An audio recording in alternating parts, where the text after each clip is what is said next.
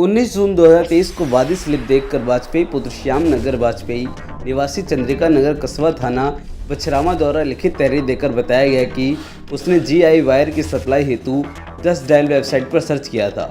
उसके बाद तो रहा नामक व्यक्ति ने मुझे बताया कि मेरी कंपनी से अनुसार क्योंकि पटना बिहार से संचालित हो रही है, जिससे जीआई वायर की संपूर्ण सप्लाई भारत में की जाती है। इस बात पर विश्वास करके वादी अजीतपुरा द्वारा दिए गए बैंक में खाते 8 लाख भेज दिए गए, परंतु डिलीवरी प्राप्त होने पर जब संपर्क करने का प्रयास किया गया तो फ़ोन नहीं उठाया गया और फ़ोन नंबर स्विच ऑफ बताने लगा, जिसके संबंध में थाना बछरावा में एफआईआर पंजीकृत कराई गई। वहीं लायंस टीम की संयुक्त टीम द्वारा आत्मक कार्रवाई के दौरान संकलन करते हुए मुखबिर की सूचना पर संबंधित मामले में 4 शातिर अपराधियों को मुकदमा उपरोक्त से कुल 9,25,000 नकद व थाना क्षेत्र के नियमानुसार कार्रवाई करते हुए न्यायिक अभिरक्षा में भेजा जा रहा है। अपराध करने का तरीका।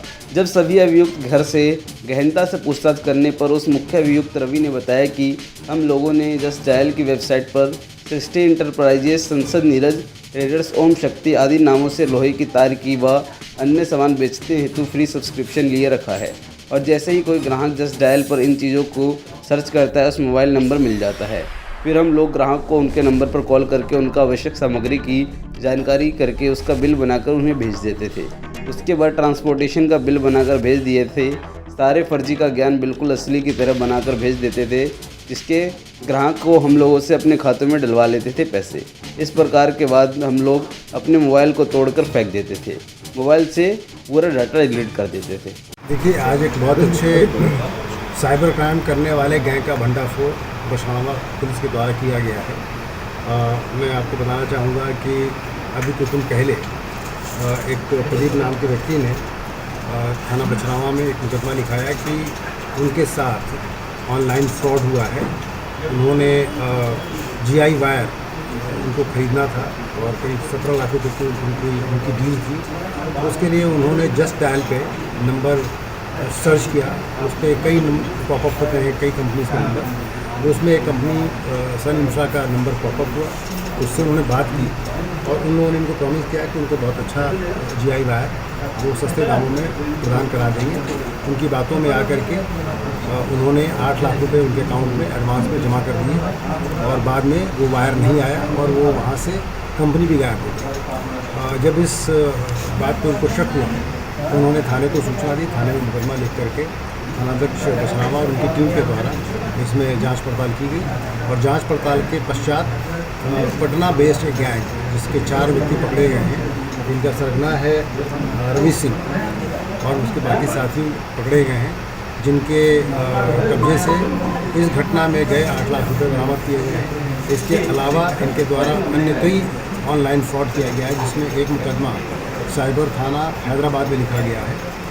वहाँ के वादी से भी बात करके उनकी केस का भी 1.25 लाख रुपये है। कुल 9,25,000 रुपये की बरामदगी की गई है।